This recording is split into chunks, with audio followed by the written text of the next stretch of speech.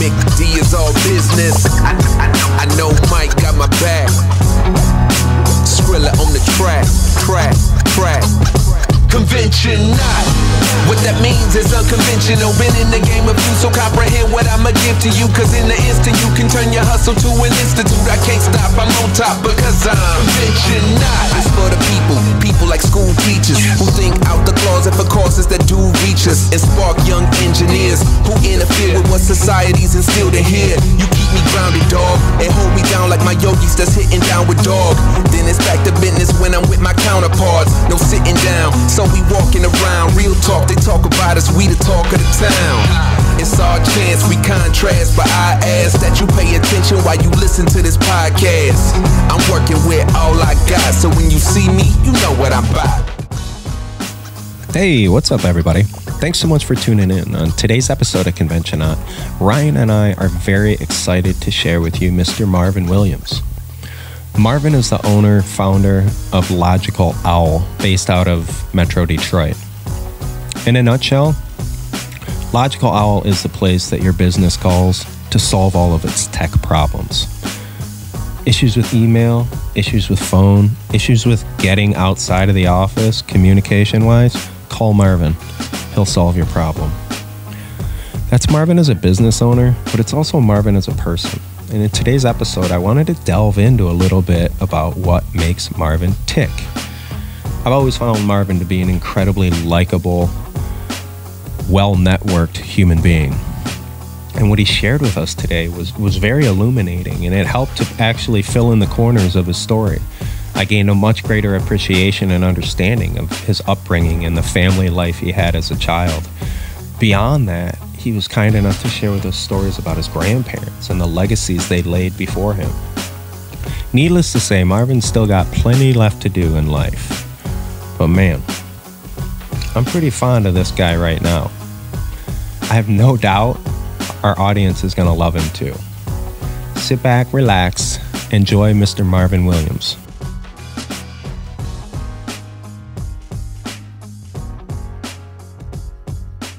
You tell me when we're beginning recording.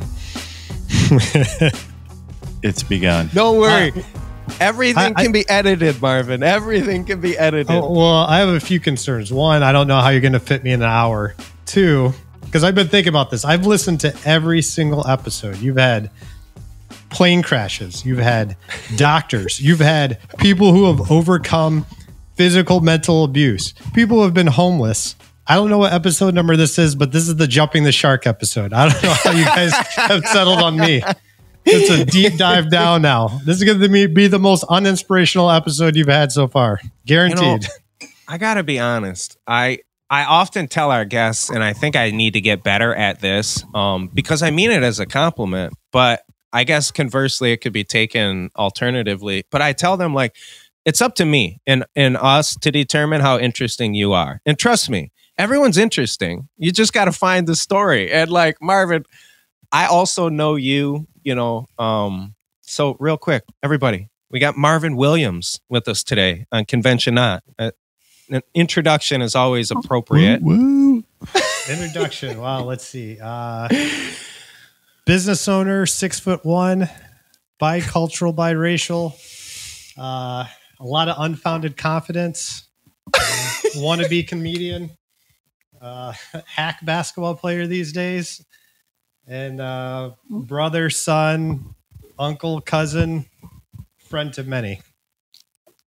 That's fair. That, you know, that was way more accolades and put downs than I would have come up with. So I appreciate you doing the job for us, Marvin. That was real sweet. I'm good at one-upping. One-up master. So just real quick, and Ryan, please help me out here. But like, I know Marvin on a personal level. My knowledge of this man goes back to our years in East Lansing at Michigan State. And we'll touch on that a little bit. I don't know if we need to go into detail of our MSU days, but Ryan and Marvin have a little bit more of an extensive relationship, right? And yeah, so there's a few episodes ago when Ryan talked about his talking on the phone and how you don't do that, Senate. which we don't need to get into on this episode. But when he's talking on the phone, it's usually to me. Ryan, if anything, I'm not short on words, but with Ryan being here, I would be, just for the fact that he probably knows me better than anyone, period. We talk every day. That's true. If we don't, then it's an odd thing. So we do a lot of work together. And then on a personal sense, he's probably my best friend. So.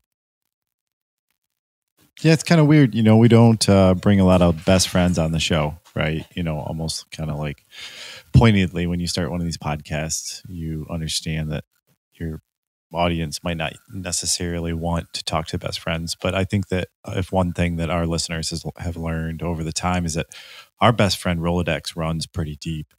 And for me, Marvin's kind of like, aside from my wife, is often, one of those very few first calls in the top of the Rolodex. So that's very true. We've been working together for a long time, professionally and personally. That even goes back to kind of the root of all three of us, maybe even more so than any other guest, because it really takes us back to that like initial meeting at Michigan State University back in the day. Yeah, I kind of wish Chris was on right now, because could have been me instead of him. You guys would have had a horrible theme song. Could have been a recorder, kazoo. Could have been nonsense.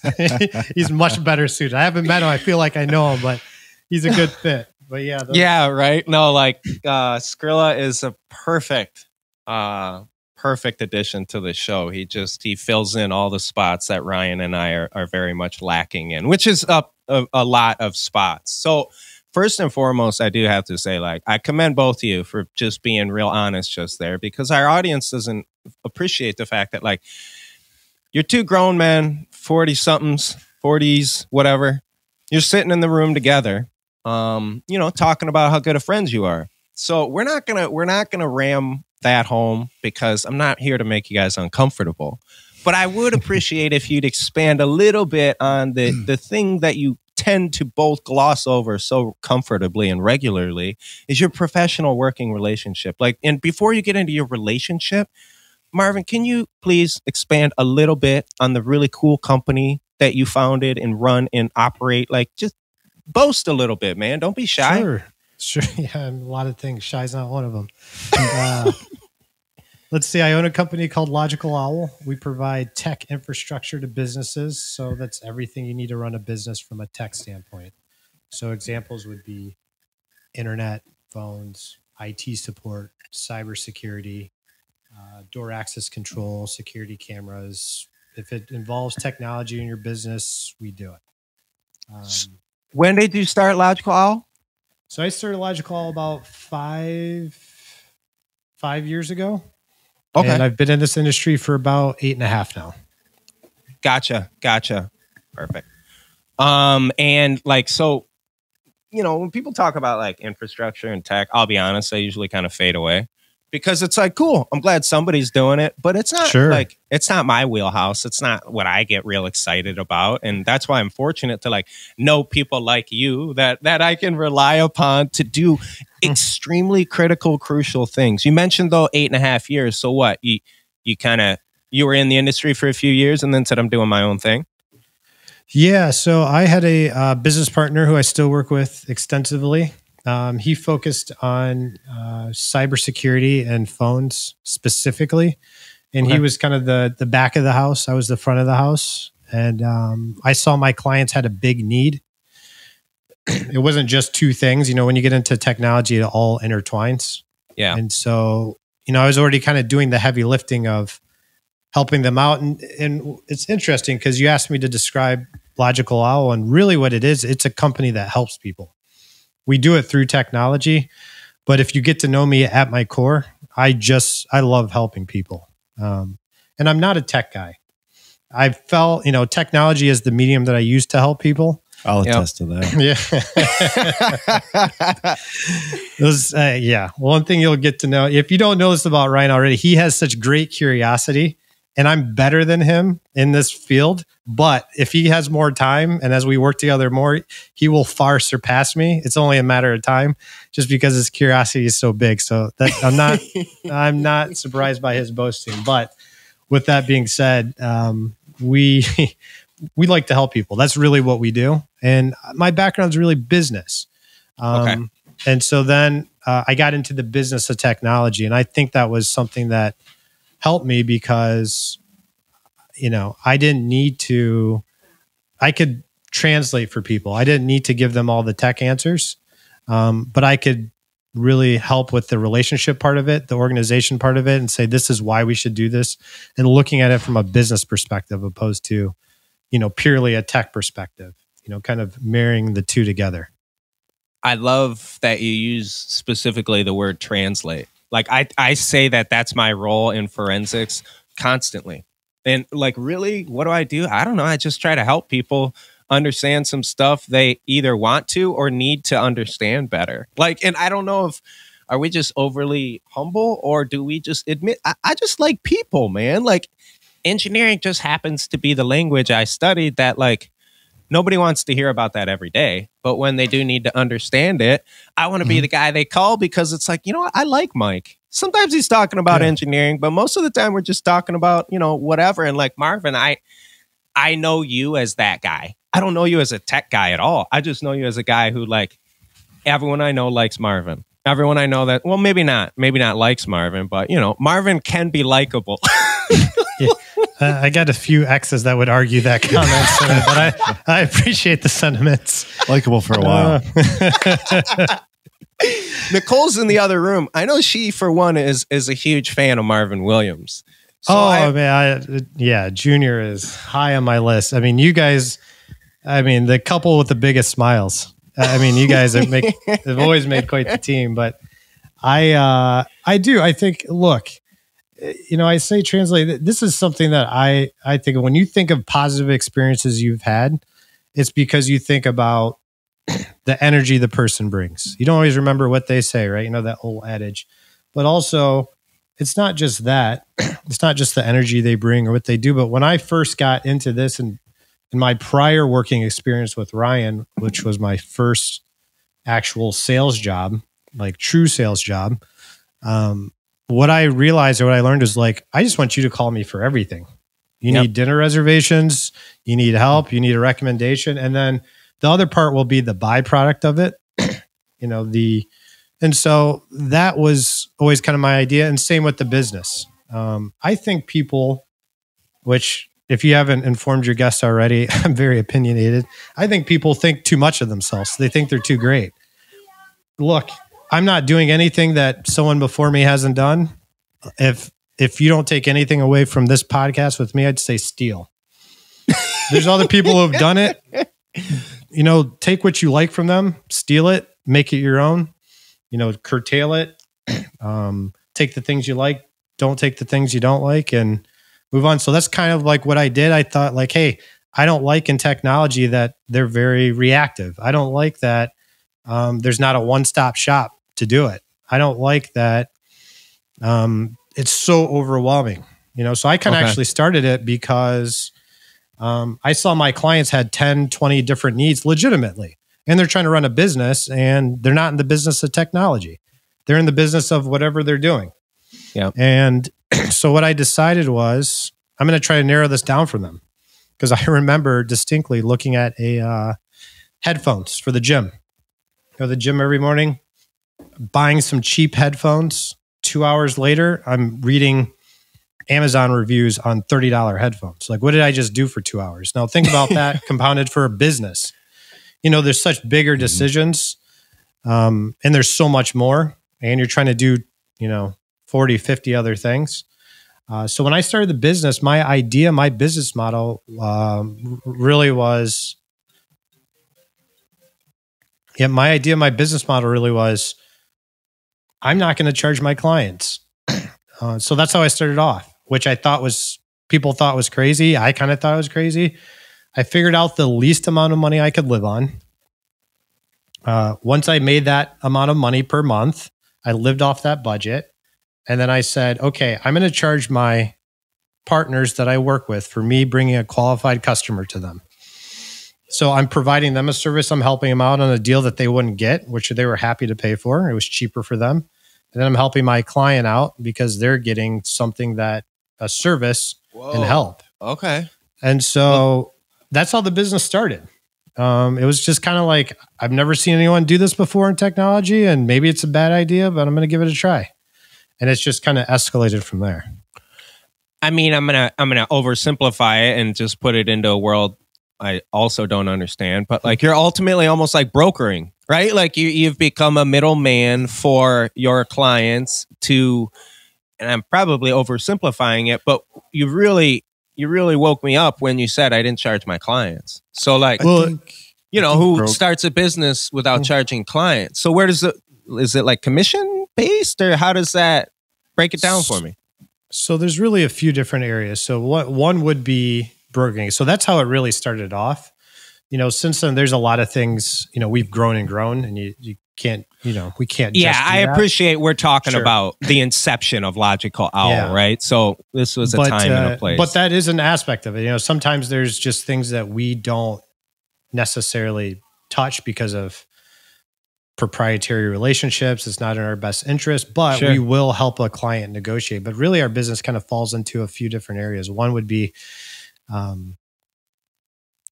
self-performing. So there's certain things that we just flat out self-perform. Two, we kind of act as a tech GC. So we'll come in and say, this is why things should happen, when they should happen, how they should happen. Okay. And then sometimes it's purely a consulting job where people just say, hey, figure this out for us. And, they pay an hourly rate and we go from there. So we work in different facets. I think one thing for us, in order to be a good, I kind of believe in more a servant leadership style, is that we need to be nimble. So we really try to be a nimble company that can help people on different levels. So, I mean, when I say, you asked me to brag, so I'll brag. We have some clients, we have a couple right now, different clients that are billionaires. We have many multimillionaire clients. We have about maybe 30, 40 restaurants in downtown Detroit. We have a flower shop, so our range is huge. Wow. Everyone needs technology. And so by being able to be nimble, we can help more people. I think a lot of the technology ends up being hardware too. In devices, right? And so those two things are different. And I think that because there's so much that we use every day, we all work with hardware and devices, whether, we know it because we have a phone in our pocket, and that's the first device everybody would probably think of. But one of the things that when Marvin talks about those infrastructures that largely are mid-sized to small businesses, you think about restaurants and how they work and so on and so forth, there's more equipment and hardware that's required to build the business than we think about, right? As consumers, often we swipe our credit card and we get what we wanted to buy or consume. And so there's a huge drive, and honestly, there's a huge predatory market for that type of tech too, right, Marv? Yeah, that's what I'm thinking about, is the nasty side of it. Yeah, often the person who's selling that tech is, certainly only biased toward the tech that they're selling. So you might have heard me interrupt just a little bit earlier. And I guess because we're business partners, I get to do that sometimes. But, I think I cringe a little bit when we say broker, right? Because what we do is that we design. For sure. So because there's so many tech things, and we do represent them from a hardware piece of something that it's better for you to buy or lease, all the way down to a service provider that maybe, if you just take point of sale service providers, right, Marv, one that you might think of would be Square, or another one might think of where you swipe at your barbershop might be Clover or something like this. There are significant differences in a business's functionality, thousands of dollars that they never know about if they kind of make the wrong call on that. And so that area, I'm going to make sure you don't undersell yourself, really. That area is where Logical Owl, and I think that the name is appropriate, right? When you named the company years ago, we thought pretty heavily about that, is that it's pretty simple to gloss over that stuff, right? You might know that you might need a lock to have your employees swipe in and out with. Yeah. But above and beyond looking on Amazon, you might not have time for those 30 minutes like Marvin talked about for just that one part of your business, and it is infinite. As someone who's been stumbling through owning a small business for the past few years,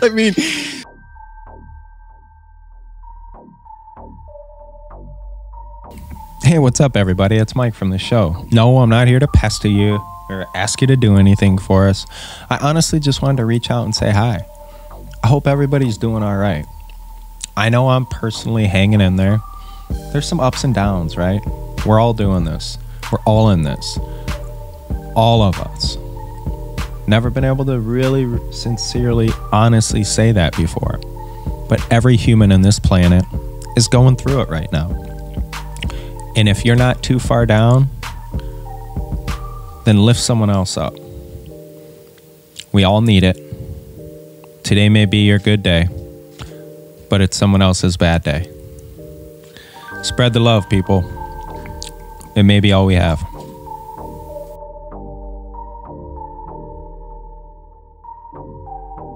The trivial things you take for granted when you go into that office and someone else takes care of your email and your web provider and all these, like, I'm just telling everyone, is anyone prepared to start their own business? Like, it doesn't matter what you're going into. You could have 8 MBAs and whatever you're starting a business in is like the Michigan learning State. Period, you know?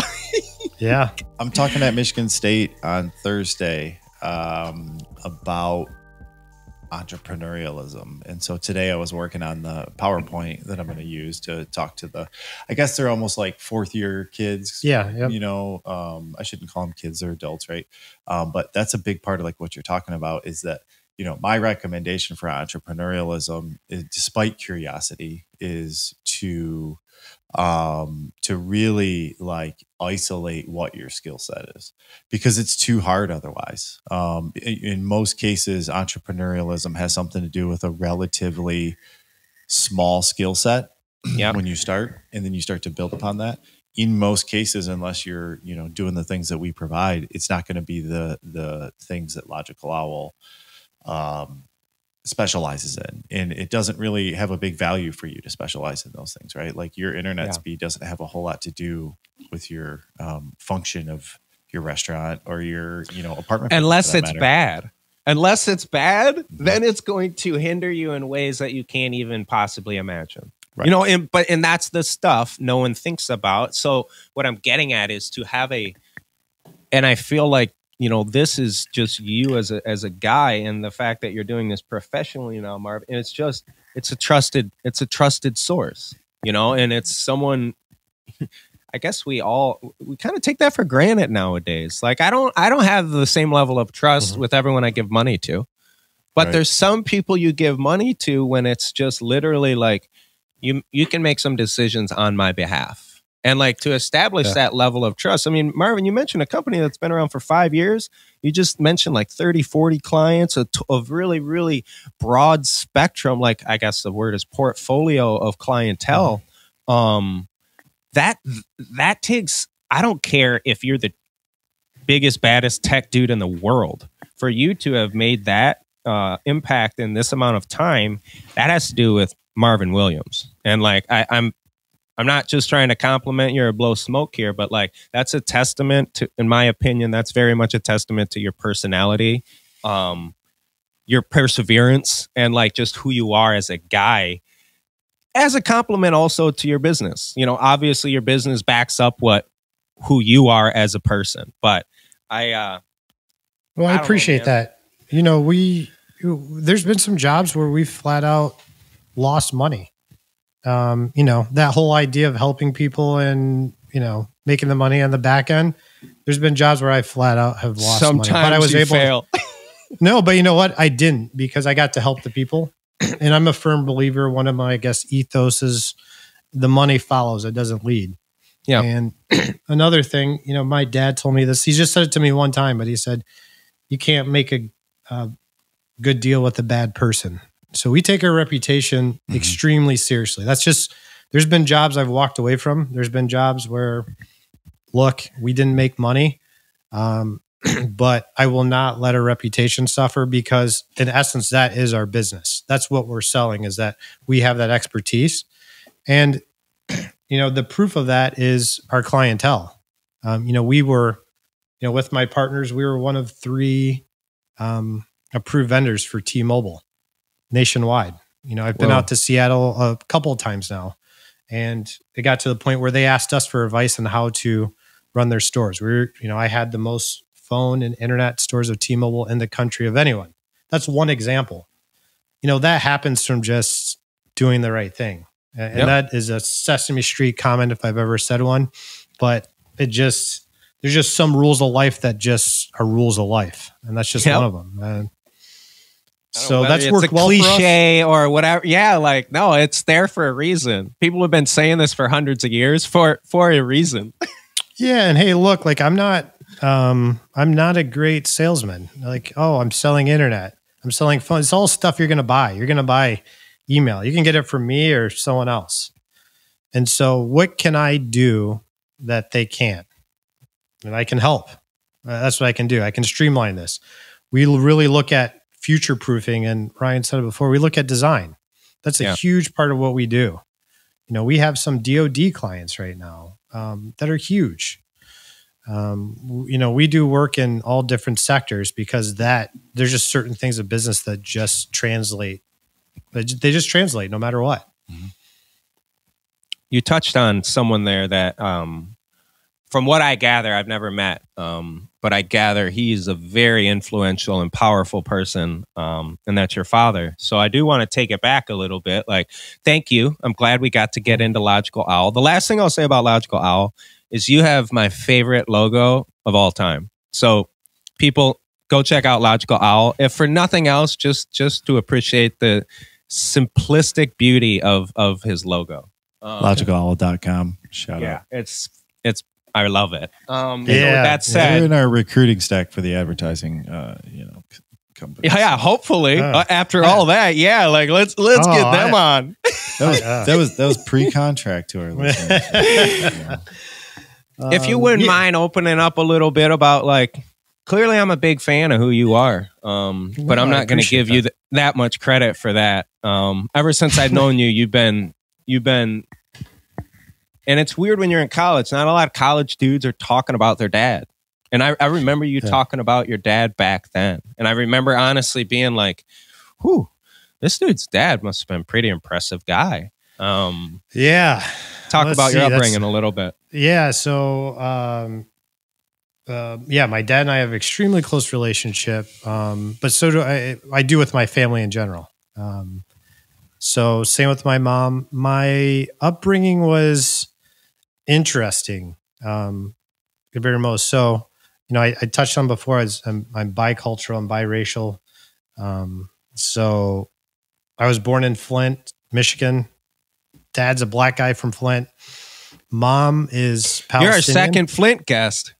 Yeah, we've had two Flintstones on this show now. Shout out Marvelous Carter. Americans. Great humans. You get out of Flint, Americans. You're going to be fine. Yeah, well, that was we moved out of there when I was 7, and then we moved to Lansing for a few years, and then we moved to Georgia. So summer of 4th grade, for me, we moved to Georgia, and. So 5th grade, middle school, high school, I was in Georgia. I moved around a lot as a kid. We moved schools almost every year. What was the impetus? Kind of just like the Jeffersons, we were moving on up. So I grew up pretty, I'd say poor to start, and then middle class. Then probably upper middle class, then middle class. So, but my family structure was there's a high importance on family. So we did everything together. When we were poor, I didn't know we were poor. We would just go and take picnics. We literally lived in a 1-room place. 5. How many of you? Oh, okay. So 5, 3 siblings. So my siblings, 2 siblings. So, 2 siblings. Yep. So I'm the oldest. So, not a 1-bedroom, not a, it was like a hotel. It was a 1-room. It was a studio. Yeah. But that was for some time. A box. Wow. Yeah. And so at that time, my dad was working long days. He was working 18-hour days. I'd see him basically in the morning before, we'd all go to the gym together. That was like the blue collar type stuff, grinding away in Flint. I mean, those are the jobs that are available. Yeah, and so even then, at that same time, and I didn't realize this until I was older, I volunteered to work in there was a school lunch program, and I worked in the cafeteria. So you miss part of your recess, you work in the cafeteria, but you get free lunch. And so this to me was just like a normal thing. So I did that. Wow. The other thing was being bicultural and biracial. So again, my mom's Palestinian. Okay. Dad's black, which, you back up even from that. I never fit in, right? So not black enough for white people, not white. Well, yeah. So it's like, who are you? And I'm the new kid. Religiously, what did you grow up with in the house? So, so my mom and their family is Christian. So they're big minorities. So I guess let's go back to that. So like I was my mom's say that's family, a subsect in itself, right? Yeah, it is. Oh man. Yeah. So my mom's family, my grandparents moved here. The war was bad Israel-Palestinian war was bad. You just have the 6-day war that just took place. They move here, and 3 kids don't speak any English. A 4th one on the way. So long story short, my grandfather ends up working at a gas station, running a gas station, owning a gas station, learning how to fix cars. My grandmother ends up raising the kids and then learning how to. She becomes a teacher, and for kids for English as a second language. Jesus. She actually taught at Mott Community College. Then on my dad's side of the family, you have my grandparents. So my grandmother was from Arkansas, this small town. We went there one time on a family trip cross country. It was so small, literally like when you hear a 1-stop sign town. For real. We stopped at the stop sign. We just got out to look, and this guy asked us what we were doing there. We told him, and he asked what my grandmother's name was because maybe he knew her. Then you have my grandfather who grew up in the small town in Georgia that you can't even find on the map. It's so small. It's like in the southern part of Georgia. And that story is really interesting because he went up to Michigan, went up to Flint, saw how good black people were doing. So this is like more early 1900s. Sure. Came back, told all the black people in the city, like that he grew up in, how good that the black people were doing it. You need to leave. Like, hey, the streets are paved with gold. Everyone drives a Cadillac. Let's move up north. Yeah. The Great Migration is taking place, right? The white people, this is where sharecropping is going on. So we're really just out of slavery. Just post. Yeah. So sharecropping is going on. He basically took all the labor. And so the white people told him, hey, if you come back, we're going to lynch you. Oh, shit. My great-grandfather was too old to leave. So my grandfather, when he passed away, my grandfather actually came to town in a box with a hole in it, snuck into town, watched the funeral from this box, stayed in the box. Then the next night went back to Flint, never went back. Wow. So you're talking about like, dude. For me, like in that whole 3rd grade thing, not that I even knew those stories then, but it was this thing that it was ingrained in me.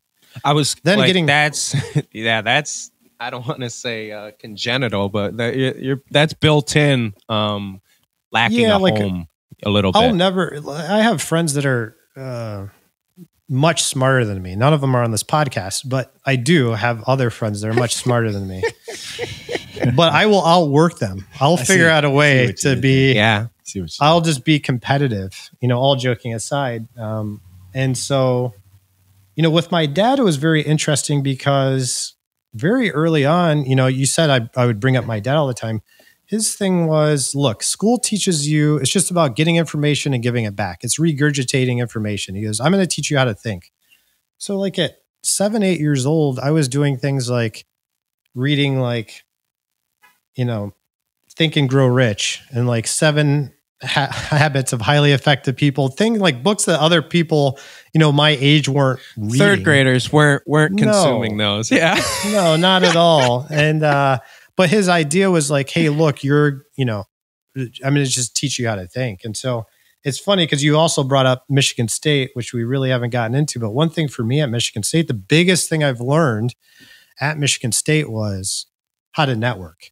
I had a joke there, probably kind of how the two of you really met, actually, that I could get you anything in an hour, whatever it was. You needed what test answers were. You needed to know how to get somewhere. Yeah. You needed to know you needed something. I knew the people lightly as we go into what. Well, I think he's talking about test answers and clothes and like carry out. That's what just he's talking anything. about. Look, fake sneakers. There was a thing where like what else do people look for in college? Those, I mean, that's it. I could tell you one thing that you got me in college. You got me and another one of our former guests. You got us free drinks at Red Lobster because I do remember those times. I remember. I've consumed far too many cheddar biscuits at Marvin's behest before. Right.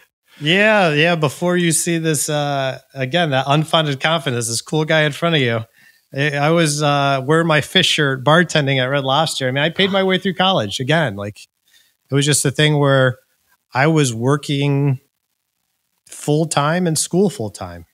And you were on you were definitely like doing something different. But like Sure. Ryan, you were too. Like Ryan, you were like, they were like me and all my idiot buddies.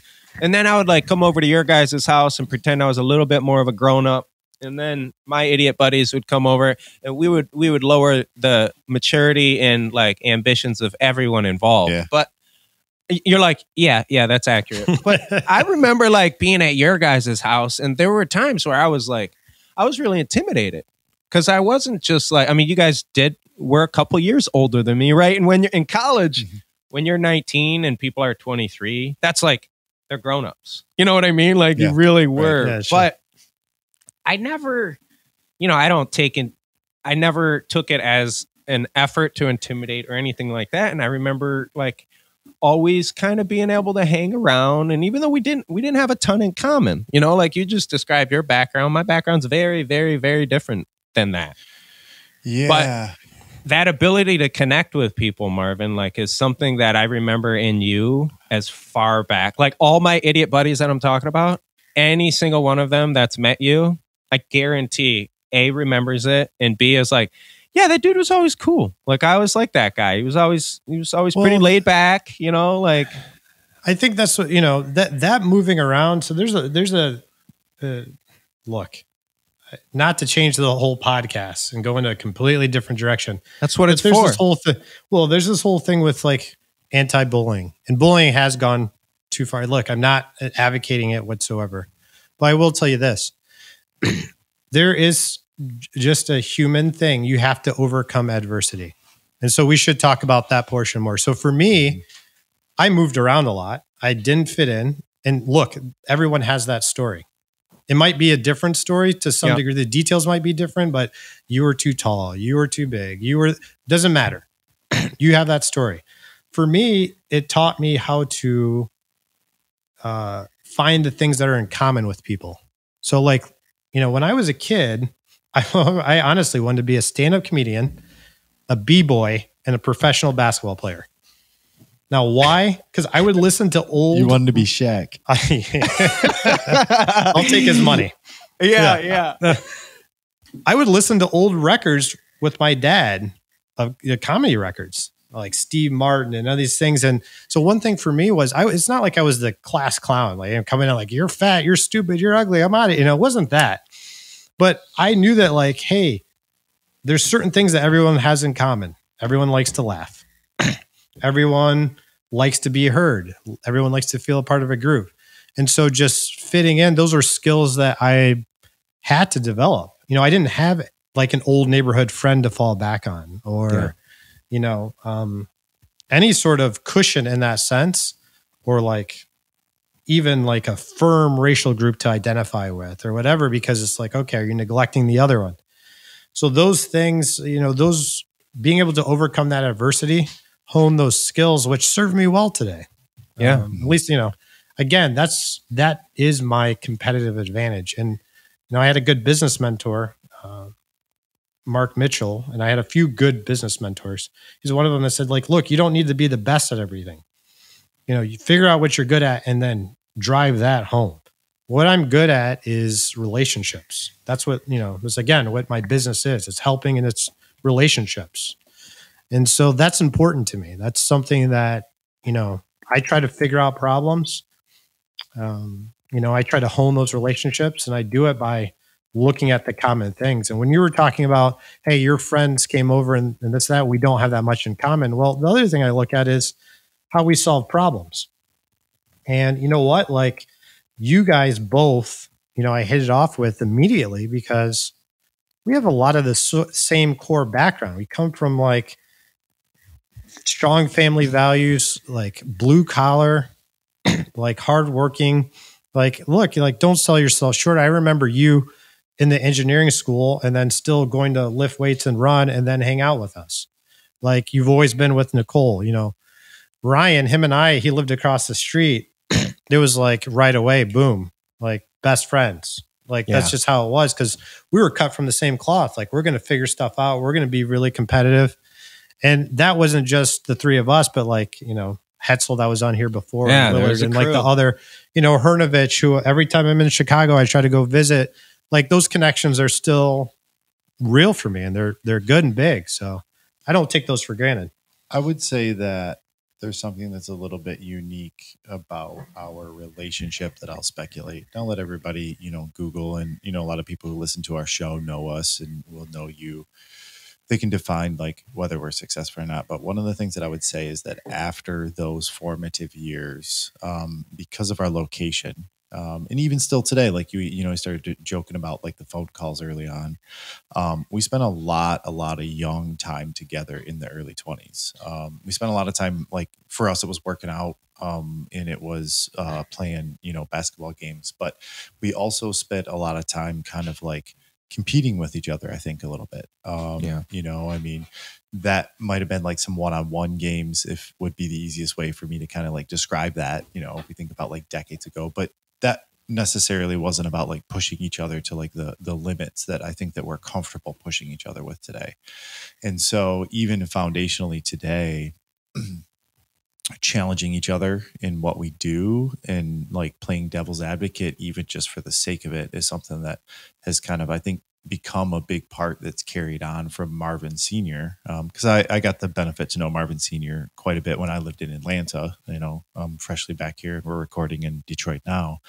But it just so happened that those places were similar for us, so I don't want to steal your episode, Marvin, but like part of that I recognize is that like in those formative years beyond, and I think a lot of people were out, quite frankly, meeting their spouses and or going to the bar every single night. We weren't necessarily doing that. We were doing something like a little bit different. And then we joined again in business, in our late 20s. And it didn't work out like completely, but it did work out for us because of what we're able to do today. And that I think is something, when I speak to our listeners, that I think that we would really, look back on and say that like, that's the foundation, is that like, it's that devil's advocate and that challenge of competition. You said something there like, is it Mike or Mark Mitchell? Mike Mitchell? Mark Mitchell. Mark Mitchell said, you don't have to be the best at everything, but there is a balance in between being very competitive at everything. Sure. And not having to be the best at everything. And, that takes like a team. That takes a couple people to like push you and pull you and pick you up too. And I know that that's a big part of the way that Marvin Sr. Relates to people, and really a big part of like what I know that you relate to people, as I watch you, work with friends of ours that go through struggles, and, how you help them, and ultimately they help you, I'm sure, when those times are low for you too. So I feel like I'm talking very low voice, and that was a very serious diatribe. Well, that's all right. I'm gonna lighten it up here real quick. Okay. Thank you.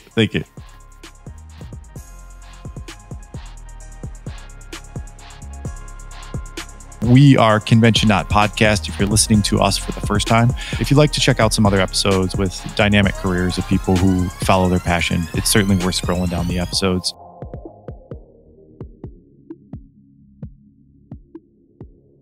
I've been alive for almost 40 years now. And most of the things I have seen in my life have occurred more than once.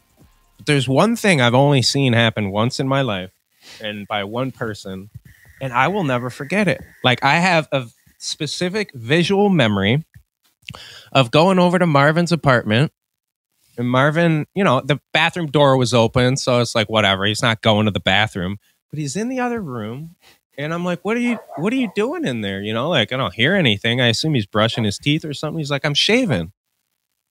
I don't know why I was curious. You know, that should have been the end of my curiosities, but sure enough, I go into the bathroom, and he's shaving with a butter knife. Okay, so again, let me just lay this out, bro, because I don't know how inappropriate it is for me to be in such wonderment of this, but like, these are the types of questions that, you know, 18-year-old Mike would also ask. Is this like how black people shave? Is this like, what? Is that a special kind of knife? Is that special water? Is that working? What is going? Literally.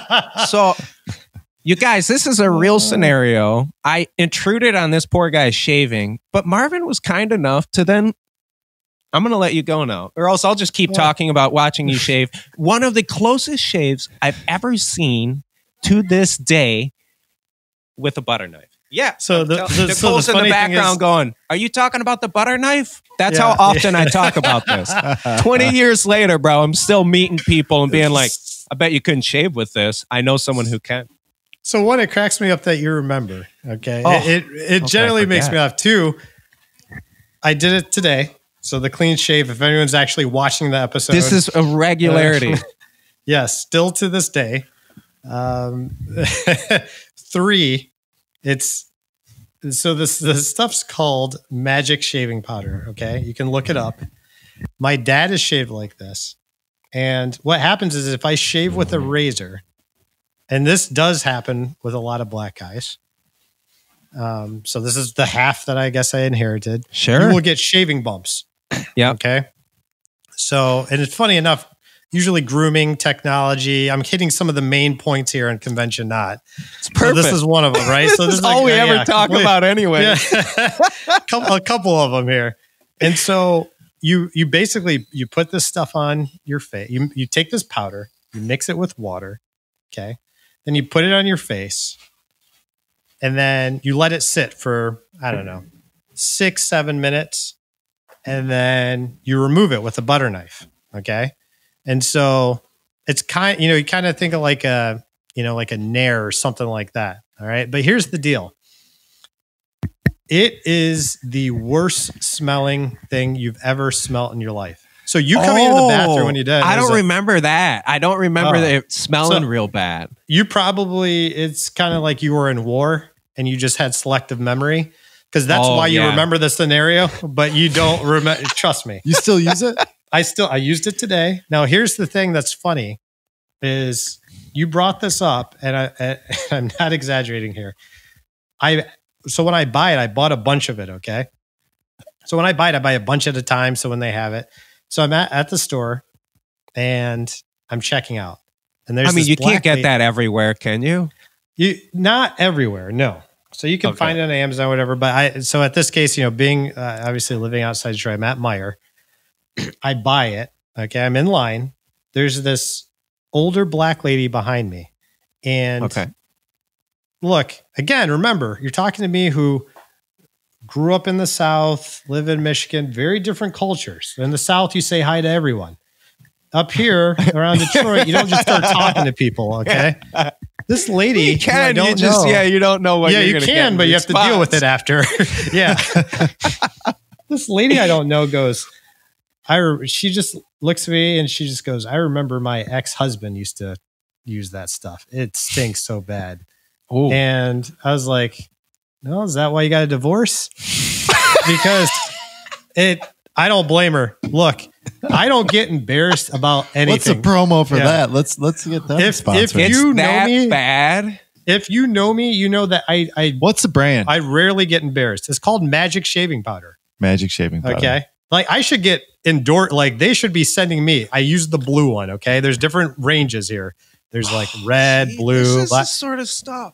Yeah. And maybe And what so- I'm really doing right now is illuminating how few black friends I've had growing up, which is clearly my shortcoming. But like, No, this is not a universal. Look, there's like this is one of those This things is that not a not universal every application. not Maybe every black Palestinians. Well, no, not the Palestinian side at all. No, this is definitely the black. So this is something that almost every black person knows about, but not every black person uses. Okay.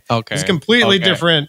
Let's be clear. Like, look, I wish Chris was here because he would say, he would know about it, eh? Okay, but he doesn't. This is yeah. down the aisle that we don't really like. Yeah, venture. exactly. No, that's Yeah. that's true. You can pretend that part of the aisle don't exist all you want, but there's some stuff down there that you don't know about. By you, I mean guys like Ryan and I we're not Why as would you? educated. Why would you? But I mean, it's like parsnips. Can you recall? let's not move from the magic shaving powder. Can you recall? Like, was it Marvin Senior who introduced you? Was that like your how you got taught to shave Yeah, when you so- were Where'd it come a from? kid? Well, so first, so one, he uses it, but I tried to shave like with a regular razor, and I had the same issue he did. I would get tons of like shaving bumps. Like I would have bad skin irritation from doing this. So it was kind of one of those things where like, yeah, I pivoted over to using it. And then over the years, like it's just worked. So I use it. What do you go with on the head? Oh, you go to the barber. I go to the barber shop for the head. So the thing is, I'll use the magic shaving powder on like my cheeks, neck, chin, down, but then like around my lips, I use a regular razor. So below the lip, above the lip, I use a regular razor. Okay. But just because it's too hard to navigate and this and that. But How many days a week do you got? Because you look like you grow a solid beard if you wanted, or at least it comes in quick, right? Oh, Okay. TSA hates me. If I don't shave, are you joking me? I'll never get to Hawaii. I'll never be able to visit you. Well, I get it. I mean, Marvin, I was born in Saudi Arabia, right? Yeah, I show up with my passport and they're just like, yeah, no, we don't have a line for you, but we're making a new one. Yeah. We're making No. I'll grow a beard. So I do it. Usually I just shave twice a week. So this is the thing is I hate shaving. Oh, Look exactly the same. I mean, your wife just gets on the podcast, just starts laughing at me. She doesn't even hear me. You just start laughing. I love it. Exactly the same. Well, We're just I don't know. How? butter knife. Yeah, my butter knife Butter shave. knife shave. I know. The secret is, And turns out, not a lot- having heard anything that you guys are talking about, and I heard like one little word cue and contextual. I knew that we were talking about you shaving with a butter knife. I didn't even know who he had on today, She knows. but I knew that you were talking about. He was talking about Marvin. Well, for the podcast record, you're like more sentence better 70%. It's not really a 50 I or don't 60 know. split. It's not a Yeah, half situation. No, Really not even good. close. He's really good. You the should have funny part heard him is he won't even today. hear Oh, go that ahead. until it comes out. Yeah. Because he's there silent. You've got his headphones on. So yeah, I would Ryan, also, okay, but I'm so going to go let's- 75-25. So let's take advantage of this opportunity. Today, Okay. I mostly teach outside. It's just nice, and I have a little like area all set up for class. Oh, my mouth is watering seeing that Corona. So it's like been raining out, so I had to like kind of get creative. Mikey has like the living room on lock for his office, so we have a nice little space in the bedroom in the Sure. boudoir. So I have this like area, and every time he like knocks on the door to come in, I'm like, wait a sec, and I turn my camera off. And at one point he says, what the heck? Like, what is up with your school? They just don't like have an understanding that they don't allow people in the background. And I said, well, no, you can go in the background. It's just that you never have a shirt on. You know what is funny? I have a very relatable story to you for that, Nicole. Yes, let's hear So it. my nephews in DC area will FaceTime with them, right? And so like I also never wear a shirt. It's part of my breed. And so my little nephew, the older one, I don't know, he's probably about 5 or 6 now.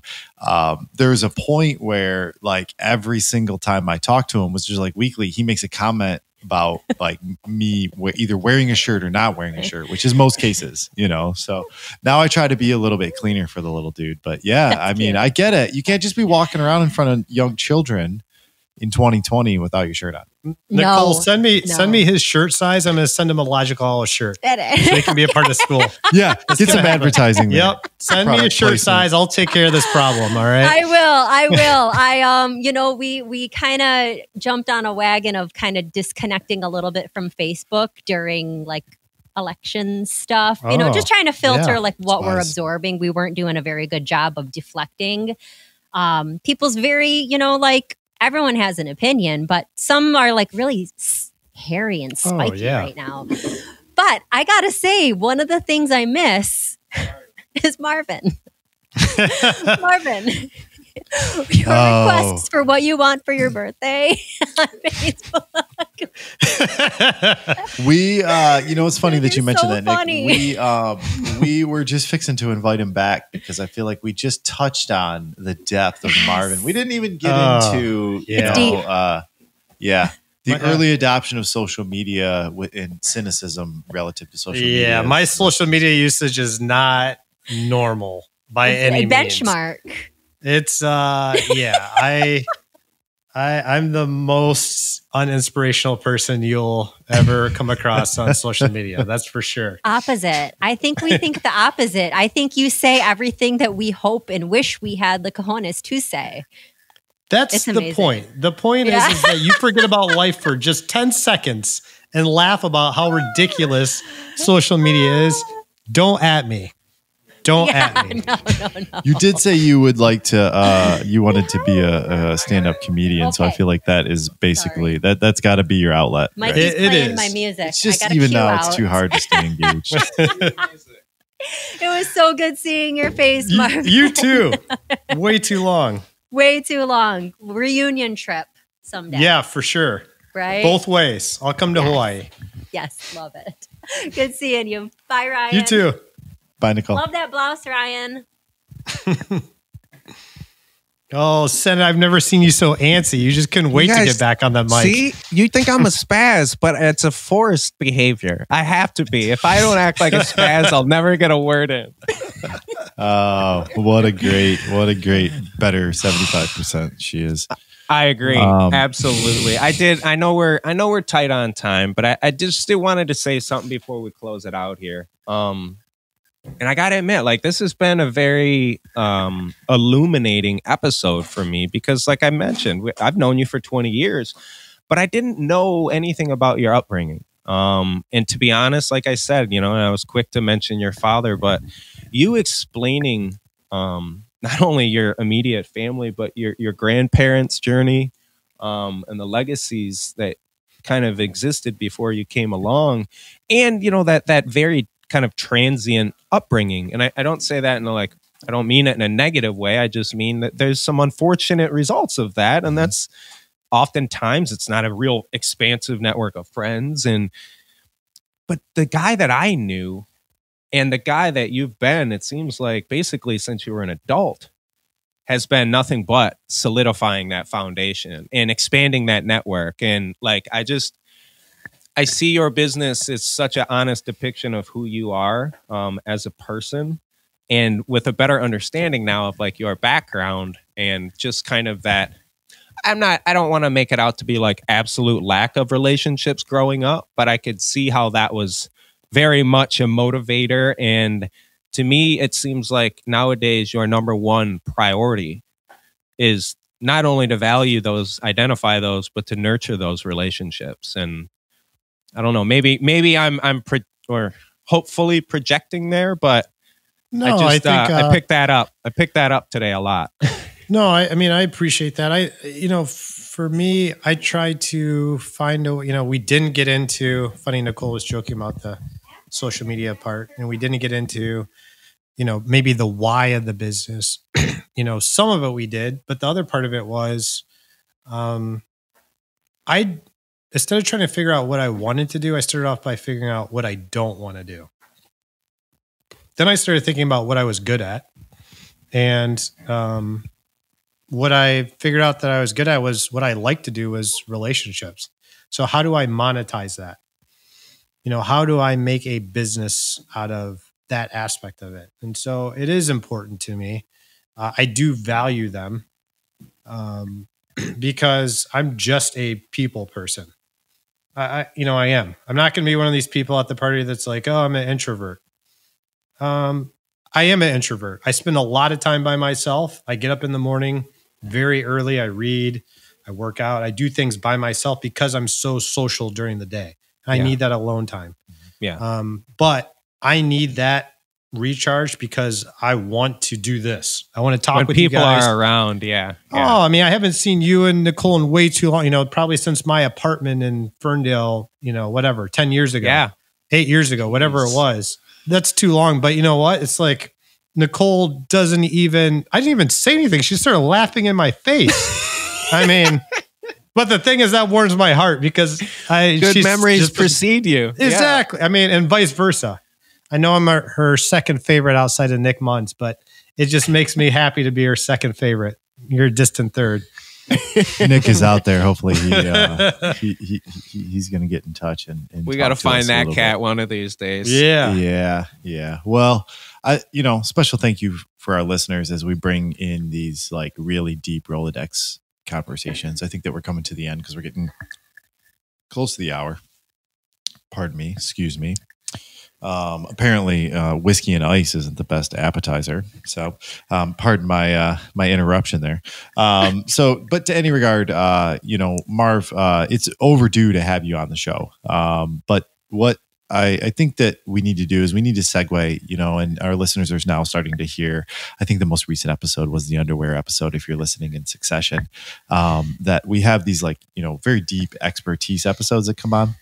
I think we might have to make a special exception though, Mikey, and bring back a little bit more like deep thing here, Absolutely. Because the foundation that always sticks with me, and I want to give you a chance to talk about how to follow you and, where to follow you and all those kinds of things, Marv. But the thing that always sticks out to me is that like you doing the right thing, even from like an 18-year-old kid, and even through some of the like we've been through some stuff together, and quite frankly, we won't talk about a lot of that stuff because of some of the business things that have gone through. But Mike, this guy and I have been through some of the hardest and most challenging times, both personally and professionally. Breakups that were like divorces, all these, personal things.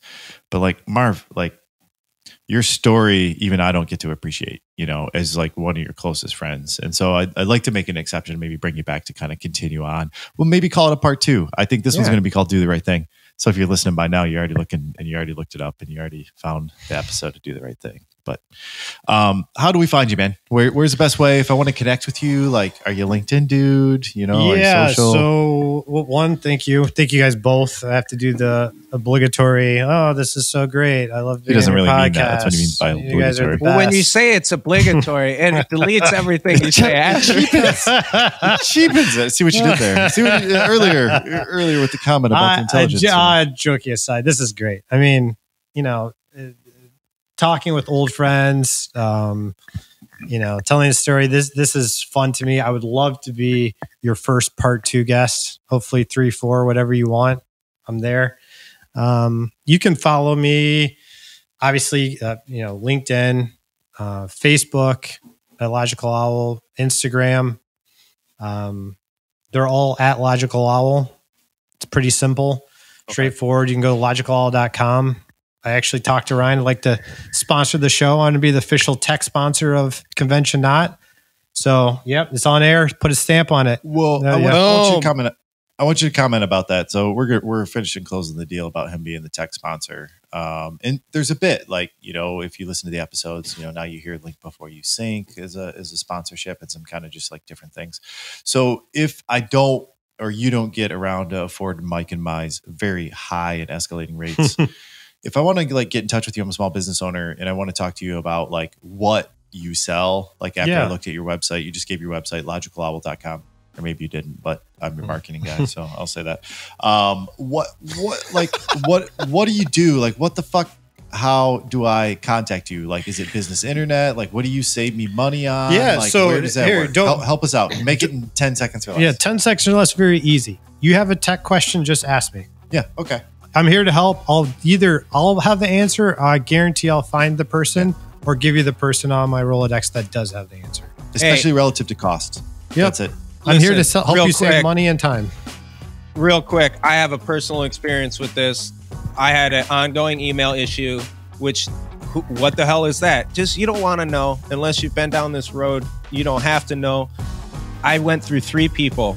It took 2.5 months. Marvin was the 4th person I called. A week later, everything was solved. And Marvin, admittedly, in this situation, kind of middleman. You put me in touch with the ultimate person that could solve my problem like that. Yeah. So, yeah, that's our guy. That's our guy. Happy to help.